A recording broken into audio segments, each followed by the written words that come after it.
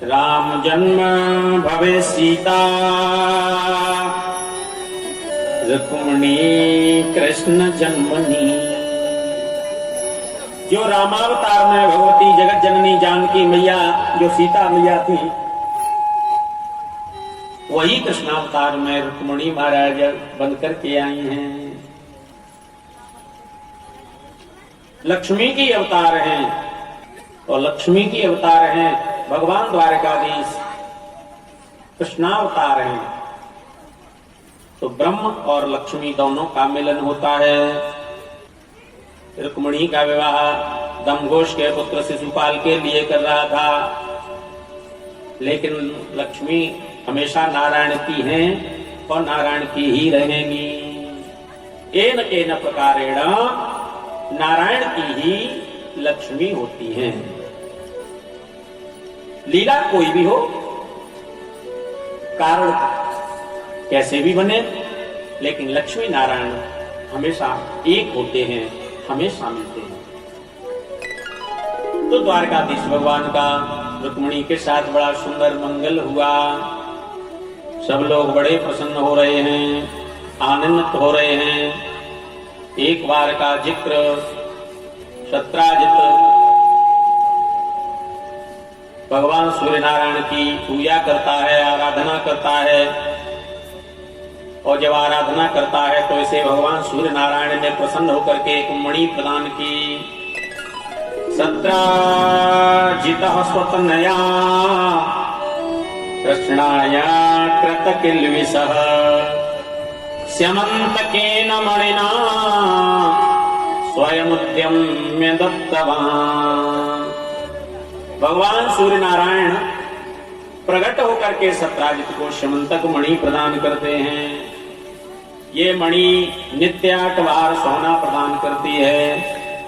माने जहां भी ये मणि रहती है वहां कभी अकाल नहीं पड़ता है। भगवान सूर्य नारायण ने मणि दे करके कहा, सत्राजित एक बात का ध्यान रखना, ये मणि कभी अपवित्र स्थान पर नहीं जाए। अपवित्र स्थान पर मणि नहीं जानी चाहिए। जितनी ये मणि पवित्र है, महान है, उतनी ही अपवित्र स्थान पर जाकर के ये जानकी मणि दे करके भगवान सूर्य नारायण चले गए। सत्राजित उस मणि को गले में धारण करके भगवान द्वारकाधीश की सभा में गए। द्वारकाधीश भगवान की सभा में जो लोग बैठे हुए थे, उन्होंने देखा तो इतनी चमक उस मणि की देख करके विचार करने लगे, लगता है दूसरा सूर्य पृथ्वी पर आ गया है क्या? कितनी चमक है उस मणि में। देखा तो सत्राजित, द्वारकावासियों ने पूछा, सत्राजित इतनी बढ़िया मणि तुम्हारे पास कहां से आ गई? सत्राजित ने कहा, यह मणि मुझे सूर्य नारायण ने दी है। जहां भी ये मणि रहेगी वहां अकाल नहीं पड़ सकता है। नित्य 8 बार सोना देने वाली है। द्वारकावासियों ने कहा, सत्राजित ये मणि तो द्वारकाधीश भगवान के पास होनी चाहिए, क्योंकि वो राजा हैं और राजा को सोने की जरूरत होती है, खजाने की जरूरत होती है। सत्राजित को ऐसा लगा कि कहीं द्वारकावासी और मिलकर के इस मणि को लेकर के कहीं द्वारकाधीश जी को नहीं दिलवा दें। तो भयभीत होकर के वहां से सभा को छोड़ करके चला आया बीच में से, और आकर के मणि को अपने घर में रख दी। आवाज कम है।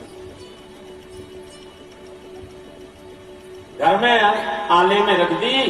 छोटा भाई प्रसेनजित आया, इसने इस मणि को देखा और देख करके अपने गले में धारण कर लेता है, और धारण करके घोड़े पर बैठ करके मृगया करने चला गया। मृगया करने चला गया, लेकिन लौट के नहीं आया। 1 दिन हो गया, 2 दिन हो गए, 3 दिन हो गए।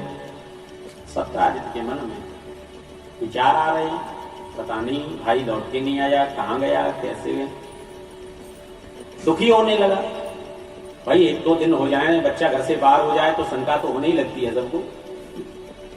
विचार भी तरह तरह के आने लगते हैं, कहीं कोई गड़बड़ नहीं हो गई हो, आशंका हो जाती है ना। सत्राजित ने अपनी पत्नी से कहा, देवी मैं एक बात तुमसे कहना चाहता हूं, तुम यदि किसी से नहीं कहो तो। पत्नी ने कहा कैसी बात करते हो, घर की बात है, मैं किसी से भला क्यों कहूंगी। बोले नहीं देवी, ये बात झूठी भी हो सकती है, इसलिए कहना मत किसी से। हाँ स्वामी बताओ। सत्यराजित ने कहा देवी मुझे ऐसा लगता है कि कहीं मणि के लोभ में और द्वारकाधीश ने मेरे भाई के साथ कोई ऊंच नीच तो नहीं करवा दी। विचार करना। पत्नी देवी ने अपनी कोई प्रिय सहेली होगी, बात से चर्चा की। बहन तू कल से नहीं कहते कि बात बताऊं ले, तो आज तक मैंने कल से कही तू बात। बोले कही तो ना है, पर क्या बात है मत कहियो, बिन्ने मोती कही तो ही पर यूं कह दी कि कल से कहियो मत, लेकिन तू मेरी बहुत प्रिय सहेली है तो से को बात छुपे ना है, ताकि तो बताए रही हो लेकिन कहियो मत। अरे बहन तू कैसी बात करे, कई बात मैं कल से ना कहूं, बता तो। बा ने कही कि द्वारकाधीश भगवान ने देवर को मार दिया और मणि ले ली। देखिए अभी बात केवल दूसरे के मुंह पे गई है, तब तक बात बढ़ गई। बा ने फिर किसी अपनी प्रिय सहेली से कहा तू बात कल से कहनी तो एक बात बताऊं। हाँ बता। बोलते पता हो सत्यराजित के भाई को द्वारकाधीश ने मरवा दिया है और मणि को ले लिया है। अब धीरे धीरे धीरे धीरे प्रायः कृष्णेन निहतो मणिग्रीवो वनं गता भ्राता ममेति तच्छ्रुत्वा कर्णे कर्णे जपंजना। कानों ही कानों में बात पूरी द्वारकापुरी में फैल गई। द्वारकाधीश भगवान ने प्रसेनजित को मार दिया और मणि को ले लिया। बात में बतंगड़ बनने में देर नहीं लगती है, और बिना किसी खर्चे, बिना किसी प्रचार के, बिना किसी पंपलेट छपाए और गांव में प्रचार करना हो तो महाराज पत्नी देवी के कान में बात डाल दो और पत्नियों और कह दियो कि कल तो कहियो मत, तो मिनट से पहले पहुंच जाए। वैसे तो ध्यान नहीं रहेगा कल बात को, और जा बात यूं कह दी कि कहियो मत तो महाराज पेट में खड़बड़ होती है, और तुरंत जाकर के बात बता देते हैं। दोष इनका नहीं है। महाभारत में कथा आती है युधिष्ठिर जी महाराज ने इनको साफ किया, लेकिन फिर भी अपने घर की बात कभी बाहर मत जाने दो। और सीक्रेट बात यदि हो, कोई अपने घर की गुप्त बात हो, उसे तो लीक होने ही मत दो, नहीं तो बात में बतंगड़ बनने में देर नहीं लगती है और महाराज वही झगड़ा शुरू हो जाता है। धीरे धीरे पूरे द्वारिका में बात पहुंच गई। द्वारकाधीश भगवान के कान में भी बात पहुंच गई। द्वारकाधीश विचार करने लगे मैंने तो भला मणि को देखा भी नहीं है, इसने झूठा कलंक लगा दिया। द्वारकाधीश सत्यराजित के पास में गए, सत्यराजित तूने झूठा कलंक लगा दिया है। सत्यराजित ने कहा महाराज मैंने तो विचार किया है, मैंने नहीं कहा अपनी तरफ। अभी आवाज साफ नहीं। द्वारकाधीश भगवान कहने लगे भैया मैंने मणि को देखा भी नहीं है।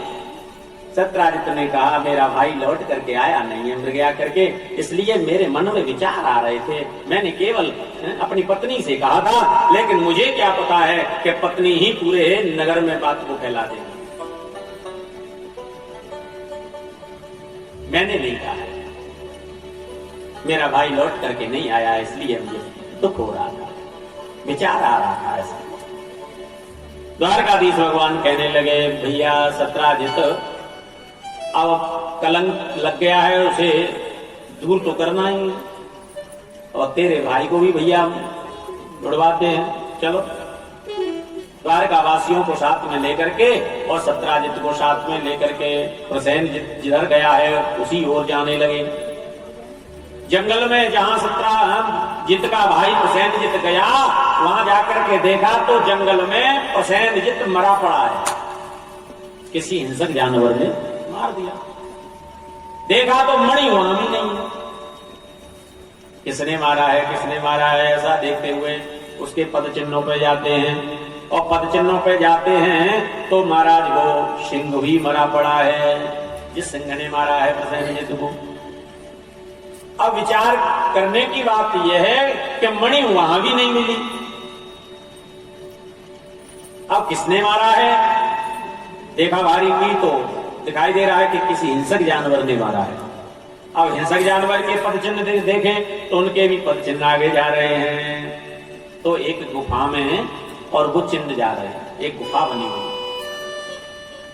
द्वारकाधीश भगवान ने द्वारकावासियों से कहा, द्वारकावासियों तुम तो बाहर मेरी प्रतीक्षा करना, मैं अंदर जाकर के देखता हूं। कह करके द्वारकाधीश चले गए। अब द्वारकावासियों के मन में यही विचार आ रहा है कि हो न हो ये द्वारकाधीश भगवान ने ही पूरी घटनाक्रम को अंजाम दिया है। भाई दिशा उसी तरफ जा रही है ना। भाई प्रसेनजित मिला, फिर आगे गए तो सिंह मरा पड़ा, फिर आगे गए तो और दूसरा मूसक जानवर है कोई। द्वारकावासियों के अंदर पूरा शक जा रहा है कि द्वारकाधीश ने ही योजनाबद्ध इस कार्य को अंजाम दिया है। अब ये अंदर जा रहे हैं और अंदर जाकर के सेट गोट करके आएंगे और आकर के अपना निर्मल हो जाएंगे। ऐसा खड़े खड़े द्वारकावासी विचार बाहर कर रहे हैं। अंदर द्वारकाधीश भगवान ने जाकर के देखा तो मणि पालने में लटकी हुई है। जो ही भगवान ने मणि अपने हाथ में ली, सोई महाराज वो बच्चा बड़ी जोर जोर से रोने लगा। जो ही बच्चे के रोने की आवाज सुनी अंदर से, और आवाज आई, कौन है जिसने मेरे बच्चे को रुलाया?